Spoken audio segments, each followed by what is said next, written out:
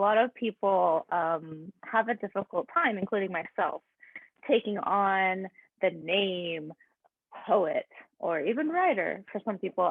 So for me, I've been writing poems since I was a child, secretly during my teenage years with all the angst that we know about in the teenage years. And, I didn't know that poet was such a thing. Like, I didn't know you could be a poet. Like, when I was a child, I didn't know there were real living poets walking the earth.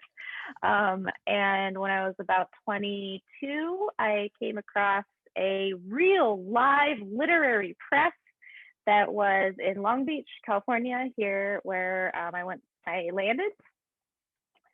And I remember just being blown away by the performances, by the people. I remember walking around my living room, sharing an apartment with a couple of other young girls, and realizing that poetry was something that I had always had inside me, but was just allowing to come out to the surface. And I would stomp around my apartment just saying, I'm a poet.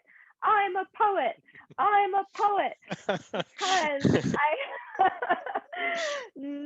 I had to say it out loud, I think, to myself, to anyone within earshot, to just sort of make it real. So I do remember that specifically. I think I was probably 22, 23.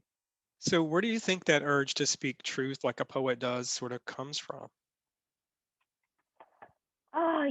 I think it might be different for everyone. So obviously I can't speak for anyone but myself. But for me, I know that it came from a childhood of growing up in a very dysfunctional family in which the truth was not spoken. A lot of very subtle omissions and lies and untruths were spoken.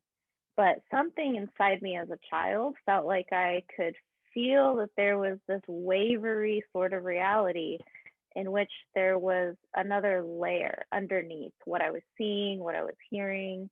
And to me, it was sort of a survival mechanism to go to my notebook as a child and write to myself and say, this is what I see. This is what I think, even though the adults around me are saying and doing confusing and different things. So for me, that's where it came from. I had to navigate my own reality. And so that's part of the answer, at least.